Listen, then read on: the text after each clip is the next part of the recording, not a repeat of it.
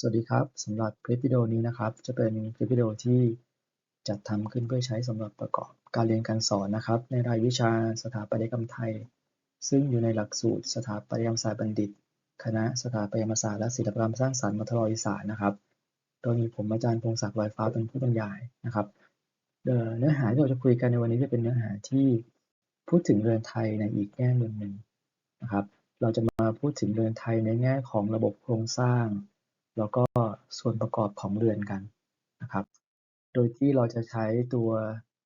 เรือนไทยภาคกลางเป็นตัวอย่างในการศึกษาโครงสร้างแล้วก็ส่วนประกอบของเรือนนะครับมาดูในแง่มุมของระบบโครงสร้างก่อนนะครับจากตัวผังของเรือนไทยนะครับอย่างเช่นในภาพคือผังชั้นหนึ่งเราจะเห็นแค่แนวเสาปรากฏอยู่นะครับจากนั้นก็จะเป็นผังพื้นชั้นที่2ซึ่งก็จะมีตัวชานระเบียงแล้วก็ตัวเรือนนะครับอาจจะเป็นเรือนนอนหรือว่าเรือนครัวก็ตามแล้วก็เห็นแนวเสานะครับเห็นกรอบของผนังของเรือนนะครับจากนั้นก็จะเป็นตัวผังหลังคานะครับซึ่งจากภาพหรือตัวผังเนี่ยเราจะเห็นว่าเป็นลักษณะหลังคาที่เป็นหลังคาทรงจั่วนะครับแล้วก็มีชายคาปีกนกโดยรอบนะครับเพื่อกันแดดกันฝนเมื่อเราพิจารณาที่รูปตัดของอาคารนะครับก็จะพบว่าลักษณะโครงสร้างของเรือนไทยโดยภาพรวมนะครับเป็นลักษณะโครงสร้างที่เราเรียกว่าเป็นระบบเสาและคานนะครับเราเห็นตำแหน่งเสาแล้วก็แนวเสาอย่างชัดเจนแล้วก็เห็นแนวส่วนประกอบที่คล้ายๆกับคานนะครับชุดโครงสร้างทั้งหมดรวมถึงกรอบอาคารของเรือนไทยเนี่ยจะทำด้วยไม้นะครับยกเว้นวัสดุมุงหลังคาอาจจะเป็นกระเบื้องดินเผาก็ได้หรือว่าจะเป็นวัสดุที่เป็นพืชเช่นแฝกหญ้าคาก็ได้นะครับแล้วก็ลักษณะเด่นของโครงสร้างอีกอย่างหนึ่งก็คือว่าไม่ว่าจะเป็นตัวโครงสร้างของอาคารในด้านสกัดก็คือด้านแคบหรือว่าตัวโครงสร้างของอาคารในด้านยาวก็ตามเนี่ยเราจะเห็นว่าตัวแนวเสาแล้วก็ตัวกรอบอาคารเนี่ยไม่ได้วางตัวในแนวตั้งฉากกับระนาบของพื้นนะครับจะเป็นลักษณะของการสอบเข้านะครับจะวางลักษณะของการสอบเข้าทั้งตัวเสาเองก็สอบเข้า ตัวช่วงเสาด้านที่ติดกับแนวพื้นจะกว้างกว่าช่วงเสาที่อยู่ในลำดับที่อยู่สูงขึ้นนะครับไม่ว่าจะเป็นด้านสกัดหรือว่าด้านยาวก็ตามนะครับเราจะเห็นว่าแนวเสาจะสอบขึ้นสอบเข้านะครับสอบเข้าจากล่างขึ้นบนนะครับนอกจากจะเป็นโครงสร้างแบบเสาและคานแล้วนะครับตัวแนวเสาหรือตัวผนังก็เป็นลักษณะของการสอบเข้าซึ่งมีผลต่อการสร้างความมั่นคงแข็งแรงให้กับอาคารด้วยนะครับซึ่งพบว่าลักษณะของผนังที่เอียงเข้าหรือว่าสอบเข้าเนี่ยจะช่วยในการรับแรงลมได้ค่อนข้างดีเมื่อเทียบกับผนังที่วางในแนวตั้งฉากรวมถึงจะช่วยให้เกิดการถ่ายแรงของตัวผนังลงสู่โครงสร้างด้านล่างได้อย่าง แข็งแรงขึ้นด้วยนะครับทีนี้เมื่อเราพิจารณาในภาพรวมของตัวอาคารเราจะพบว่าตัวเรือนไทยเนี่ยจะมีการแบ่งสัดส่วนของเรือนเป็น3ส่วนด้วยกันนะครับส่วนล่างส่วนกลางแล้วก็ส่วนบนนะครับส่วนล่างก็คือพื้นที่หรือว่าโครงสร้างตั้งแต่ระดับตัวฐานรากนะครับขึ้นไปจนถึงหลังหรือว่าด้านบนของโครงสร้างที่เราเรียกว่ารอดนะครับโครงสร้างตั้งแต่ฐานรากจนถึงหลังรอดเนี่ยเราเรียกว่าเดี่ยวล่างก็คือพื้นที่ใต้ถุนอาคารทั้งหมดจนถึงโครงสร้างก่อนที่จะวางพื้นนะครับถัดจากหลังรอดขึ้นไปจนถึงท้องขื่อนะครับซึ่งท้องขื่อจะเป็นโครงสร้างส่วนบนสุดและที่รองรับโครงหลังคาเนี่ยจะเรียกว่าเดี่ยวบนนะครับก็คือตัวเรือนนะครับเรียกว่าเดี่ยวบนแล้วก็หลังจากคือขึ้นไปจนถึงอกไก่ก็คือชุดหลังคาทั้งหมดเนี่ยเราจะเรียกว่าเครื่องบนนะครับจะมีการตั้งชื่อตั้งแต่การเรียกส่วนต่างๆของหลังคาในภาพรวมจนกระทั่ง ส่วนประกอบทุกชิ้นของเรือนจะมีการตั้งชื่อที่เป็นลักษณะเฉพาะทั้งหมดนะครับจากนั้นเราจะมาดูกันที่รายละเอียดของส่วนประกอบต่างๆภายในเรือนกันนะครับเราจะเริ่มต้นจากโครงสร้างที่อยู่ล่างสุดของเรือนก่อนนะครับก็คือโครงสร้างในหมายเลข1นะครับตัวนี้จะเป็นส่วนที่เราเรียกว่าเป็นฐานรากนะครับลักษณะฐานรากของเรือนไทยเนี่ย จะมีอยู่ด้วยกัน2ลักษณะใหญ่ๆนะครับลักษณะแรกก็เรียกว่าแระนะครับเป็นแผ่นไม้ที่เป็นวงกลมซึ่งวางอยู่ก้นหลุมนะครับก่อนที่จะวางเสาลงไปบนแระอีกทีหนึ่งแล้วค่อยกลบอันนี้เป็นโครงสร้างที่สามารถทำได้ง่ายแล้วก็พบได้ค่อนข้างเยอะกับฐานรากชุดที่2จะเรียกว่าฐานรากที่มีส่วนประกอบ2ส่วนประกบกันอยู่ก็คืองัวกับกรงพัด นะครับงัวคือไม้ท่อนกลมๆที่วางอยู่ล่างสุดเนี่ยนะครับอาจจะวางลักษณะที่คีบกับเสาเอาไว้นะครับหรือวางเป็นวางแผ่เป็นผืนแล้วก็วางเสาทับอีกทีหนึ่งก็ได้นะครับบนงัวเนี่ยจะมีแผ่นไม้ประกบเสาเอาไว้เรียกว่ากรงพัดซึ่งตัวกรงพัดเนี่ยจะมีลักษณะที่อาจจะมีทั้งลักษณะของการเป็นมีกรงพัด2ชิ้นประกบเสา หรือกรงพัดหนึ่งชิ้นแต่ว่าเสียบทะลุเสานะครับกรงพัดกับงัวเนี่ยจะใช้ด้วยกันจะต้องใช้ร่วมกันนะครับซึ่งการใช้ฐานรากแบบงัวกรงพัดเนี่ยมักจะใช้กับพื้นที่ที่เป็นที่ลุ่มอาจจะมีดินที่ไม่ได้แข็งมากนักส่วนแระเนี่ยจะใช้กับพื้นที่ที่มีดินค่อนข้างแข็งเป็นหลักนะครับถัดจากตัวฐานรากถัดจากตัวฐานรากขึ้นไปก็จะเป็นโครงสร้างที่เราเรียกว่าเสาละ นะครับเสาจะเป็นโครงสร้างหลักที่ทำหน้าที่เป็นเหมือนกับโครงกระดูกให้กับเรือนเลยนะครับเมื่อวางเสาแล้วก็จะมีโครงสร้างที่ทำหน้าที่ในการยึดเสาเข้าหากันนะครับโดยจะมีโครงสร้างชิ้นแรกที่ยึดเสาในแนวสกัดหรือว่าแนวแคบเข้าหากันก่อนจะอยู่ในตำแหน่งหัวเสาเกือบถึงหัวเสาโครงสร้างชิ้นนี้ครับที่เสียบทะลุเสาแล้วก็ยึดเสาเข้าหากันในแนวสกัดเนี่ยเราเรียกว่ารอด ทำหน้าที่คล้ายๆคานนะครับเรียกว่ารอดเพราะฉะนั้นเราจะเห็นว่ารอดจะมีอยู่ในตำแหน่งที่สัมพันธ์กับตำแหน่งเสานะครับเป็นตัวยึดเสา2ต้นในด้านสกัดเข้าหากันนะครับทีนี้ข้อสังเกตคือในการตั้งเสาเนี่ยนะครับมักจะมีส่วนประกอบชิ้นหนึ่งเกาะติดอยู่ที่หัวเสาไปพร้อมๆกับการยกเสาด้วยนะครับก็คือส่วนประกอบที่เราเรียกว่าเต้า นะครับจะอยู่ในตำแหน่งที่เกือบถึงหัวเสาละนะครับเต้าเนี่ยจะเป็นส่วนประกอบที่ยื่นออกไปจากตัวหัวเสานะครับเพื่อเตรียมเอาไว้สำหรับการรับตัวโครงสร้างของตัวชายคานะครับหรือตัวปีกนกนะครับจะมีการใส่เอาไว้ก่อนตั้งแต่ตอนเรายกเสาขึ้นเลยนะครับส่วนประกอบชิ้นถัดไปนะครับส่วนประกอบชิ้นถัดไปก็คือว่าเมื่อเราตั้งเสาแล้วนะครับเราวางรอดเรียบร้อยแล้วนะครับก็จะถึงตำแหน่งของส่วนประกอบที่เราเรียกว่าคือนะครับเราเรียกว่าคือเนี่ยจะทำหน้าที่ในการยึดหัวเสาเข้าด้วยกันเป็นหัวเสาในแนวด้านสกัดหรือด้านแคบเช่นเดียวกันนะครับก็คือวางแนวนี้ นะครับโดยจะมีการทำเป็นเหมือนเดือยเล็กๆที่หัวเสาเอาไว้เพื่อให้สื่อเนี่ยเพื่อให้คือเนี่ยวางทับลงไปได้พอดีให้ตัวเดือยเล็กๆตัวนี้เขาเรียกว่าหัวเทียนนะครับก็จะมีการวางคือลงไปในตำแหน่งที่เจาะรูเอาไว้ให้สัมพันธ์กับหัวเทียนคือก็จะวางพาดหัวเทียนของเสาทั้งสองต้นในด้านสกัดหรือว่าด้านแคบนะครับ ส่วนประกอบถัดไปหลังจากมีการวางขื่อเสร็จแล้วก็จะมีการวางดั้งนะครับมีการวางดั้งปกติตำแหน่งดั้งเนี่ยมักจะอยู่ในตำแหน่งที่ต่อจากตัวขื่อขึ้นไปจนถึงอกไก่ใช่ไหมครับแต่ว่าสำหรับเรือนไทยเนี่ยในด้านที่เป็นด้านสกัดหรือว่าด้านที่เป็นกรอบผนังของอาคารเนี่ย จะมีการใช้ดั้งที่วางตั้งแต่ตัวรอดขึ้นไปจนถึงใบดั้งเลยนะครับไอ้ตัวดั้งที่ยึดอยู่กับแนวรอดด้านล่างตัวนี้ครับทะลุขื่อขึ้นไปจนถึงตัวอกไก่เลยนะครับแต่ว่าเราจะเรียกตัว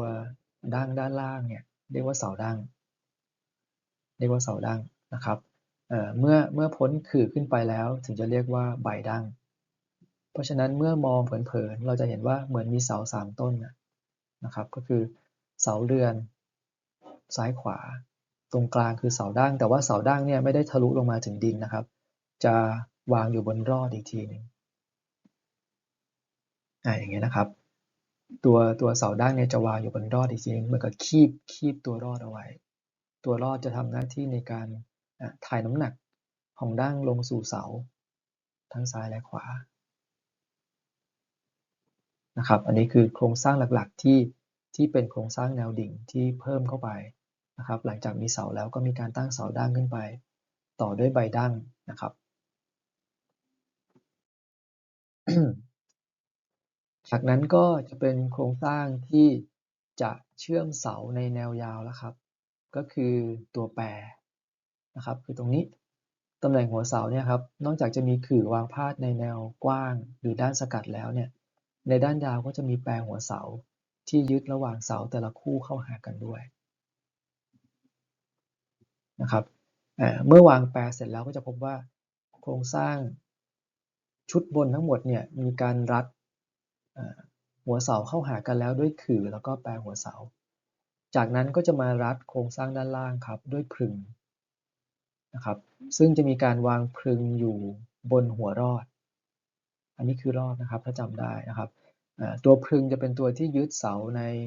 นแนวยาวเข้าหากันแต่ว่าจะรัดอยู่รอบตัวอาคารเลยรอบกรอบอาคารเลยตำแหน่งของพรึงก็จะวางอยู่บนรอดอีกทีนึงนะครับถ้าดูภาพขยายตรงนี้จะเห็นว่าพรึงเนี่ยจะวางทับอยู่บนรอดมีรอดเป็นตัวรับน้ำหนักของพรึงนะครับจากนั้นด้านบนก็จะมีการติดตั้งตัวหน้าจั่วนะครับก็คือเฟรมตัวนี้ครับจะมาเป็นชิ้นเลยนะครับอาจจะเป็นหน้าจั่วที่มีลักษณะแตกต่างกันไปนะครับจะเป็นหน้าจั่วลูกฟักก็ได้หน้าจั่วพระอาทิตย์ก็ได้หรือเป็นหน้าจั่วใบปลิวก็ได้แล้วแต่ว่าเจ้าของบ้านต้องการแบบไหนนะครับก็จะมีการติดตัวส่วนประกอบที่เป็นหน้าจั่วเนี่ยด้านบนของอาคารเลยนะครับต่อจากนั้นก็จะเป็นส่วนพื้นแล้วครับนะครับเนื่องจากเราวางพื้นเสร็จแล้วนะครับก็จะเป็นส่วนพื้นละพื้นก็จะวางอยู่ในตำแหน่งที่อยู่บนหัวรอดนะครับถ้าจำได้คือตำแหน่งนี้คือเสานะครับจะมีรอดวิ่งทะลุเสาอย่างนี้นะครับจากนั้นพื้นก็จะวางอยู่บนหัวรอดแล้วก็วิ่งมาชนพรึงด้านนอกนะครับเพราะฉะนั้นเมื่อมองจากภายนอกเราจะไม่เห็นพื้นเนื่องจากว่าจะมีพรึงเนี่ยปิดหัวพื้นเอาไว้นะครับพื้นแผ่นไหนที่วิ่งมาแล้วมันไม่ได้ชนกับแนวรอดโดยตรงนะครับคือไม่ได้มีรอดมารับโดยตรงเช่นบริเวณตำแหน่งที่มันจะวิ่งชนเสาเนี่ยก็จะมีโครงสร้างชิ้นเล็กๆที่เป็นเหมือนแผ่นไม้ครึ่งวงกลมนะครับที่ตีประกบกับเสาเป็นลักษณะแบบนี้ทำหน้าที่ในการช่วยรับน้ำหนักของแผ่นพื้นที่วิ่งมาชนหัวเสาโดยที่ไม่ได้วางบนรอดโดยตรงไอ้ไม้ชิ้นนี้เรียกว่าฝักมะขามนะครับจากนั้นในช่วงของอาคารบางช่วงเสาที่ไม่สามารถมีเสาดั้งได้เพราะว่าอาจจะทำให้ทะลุเข้ามากลางห้องเนี่ยก็จะมีการใช้ดั้งอีกลักษณะหนึ่งคือเป็นดั้งแขวนนะครับซึ่งดั้งแขวนนี้จะวางอยู่บนขื่อไม่ได้มีตัวเสาดั้งมารับนะครับก็จะมีการใช้ดั้งแขวนเสริมเข้าไปในบางช่วงของตัวโครงหลังคานะครับจากนั้นโครงหลังคาก็พร้อมแล้วที่จะมีการวางจันทันนะครับจันทันก็จะวางพาดอยู่กับอกไก่แล้วก็แปรนะครับจากนั้นก็จะเป็นตัวอกไก่ที่วางอยู่ด้านบนนะครับจะติดตั้งพร้อมๆกันระหว่างอกไก่กับจันทัน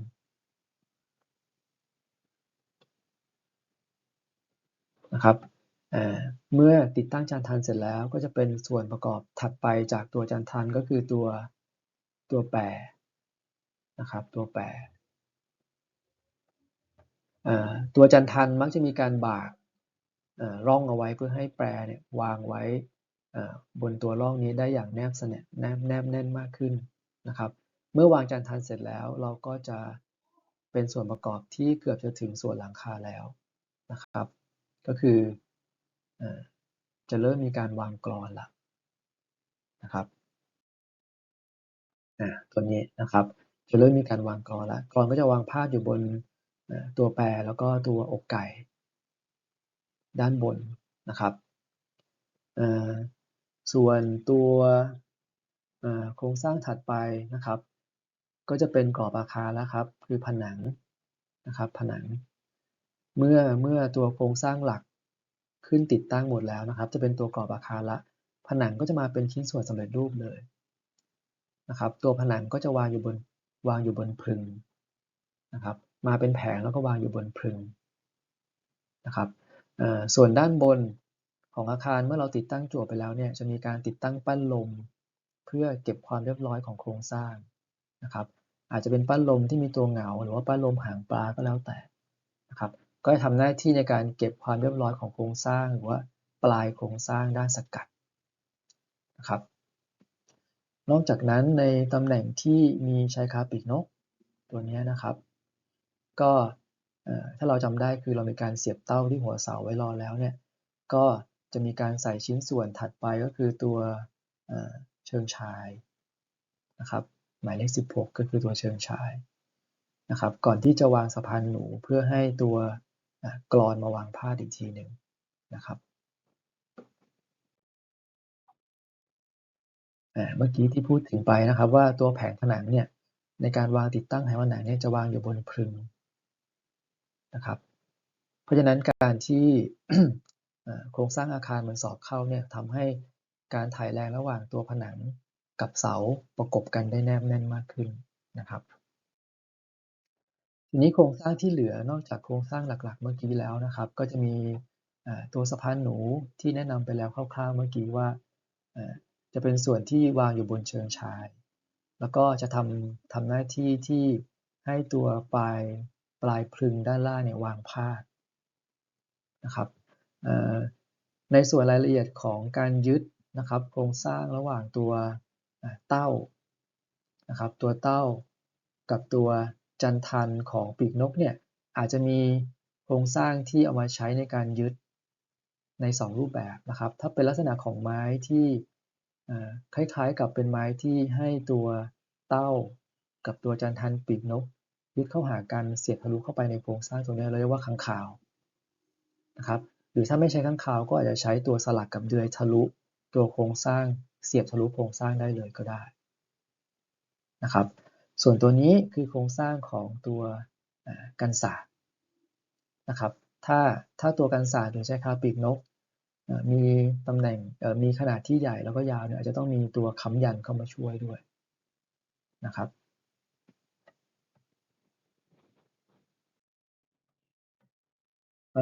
ในส่วนยื่นของหลังคานะครับไม่ว่าจะเป็นตัวการยื่นหลังคาในส่วนที่เป็นจั่วหลังคาที่ยื่นออกมาเป็นปีกนกหรือว่าหลังคาที่ยื่นออกมาเป็นกันศาสตร์เนี่ยส่วนยื่นของหลังคาทั้งหมดเนี่ยเราเรียกว่าไขรานะครับถ้าเป็นไขราตรงที่เป็นตำแหน่งของจั่วเราจะเรียกว่าไขราหน้าจั่วนะครับถ้าเป็นไขราที่อยู่ตำแหน่งของปีกนกเล็กๆตรงนี้เราจะเรียกว่าไขราปีกนก ถ้าเป็นไขราที่อยู่ในตำแหน่งของกันศาสตร์พอดีก็จะเรียกว่าไขรากันศาสตร์นะครับเราจะเรียกส่วนยื่นของหลังคาทั้งหมดเนี่ยว่าไขรานะครับอันนี้เข้าใจง่ายๆแบบนั้นนะครับแล้วก็จะมีส่วนประกอบของครอบหลังคาเข้ามาด้วยเมื่อเรามุงหลังคาเสร็จแล้วนะครับมีข้อสังเกตนิดนึงตรงพื้นด้านล่างนะครับถ้าเราจำได้เลยพบว่าโครงสร้างที่ยึดเสาในด้านสกัดเข้าหากันก็คือตัวรอดนะครับตัวรอดจะวางในตำแหน่งที่ตรงกับเสาพอดีนะครับแล้วก็จะวางพื้นพาดในแนวรอดแบบนี้นะครับทีนี้มันอาจจะมี ช่วงที่ยาวนะครับเนื่องจากว่าตัวแผ่นพื้นเนี่ยมันอาจจะไม่ได้มีความหนามากนักเนี่ยอาจจะมีการแอ่นหรือว่าตกท้องช้างได้เขาจะมีการเสริมโครงสร้างระหว่างรอด2ตัวเนี้ยนะครับด้วยไม้อีกชิ้นหนึ่งนะครับ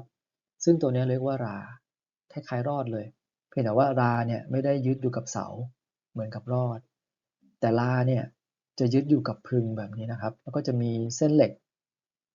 คล้องราเอาไว้เพื่อให้ราเนี่ยยึดกับพึงแล้วราตัวเนี้ยจะเป็นตัวที่ช่วยพยุงให้พื้นไม่ตกท้องช้างได้นะครับทั้งหมดทั้งมวลนี้คือระบบโครงสร้างของเรือนไทยจริงๆแล้วเป็นระบบที่ไม่ได้ซับซ้อนก็คือระบบเสาและคานเพียงแต่ว่าชิ้นส่วนต่างๆของโครงสร้างเนี่ยอาจจะมีความซับซ้อนของแต่ละชิ้นส่วนเนื่องจากว่ามันเป็นลักษณะของงานเชิงช่างนะครับที่อาศัยการทำมือเพราะฉะนั้นแต่ละชิ้นส่วนก็จะมีความสัมพันธ์กับ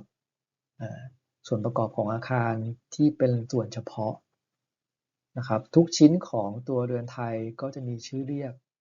นะครับไม่มีชิ้นไหนที่ไม่ได้ถูกตั้งชื่อเลยเพราะฉะนั้นก็จะกลายเป็นลักษณะเด่นอย่างหนึ่งของโครงสร้างของเรือนไทยนะครับว่ามีความละเอียด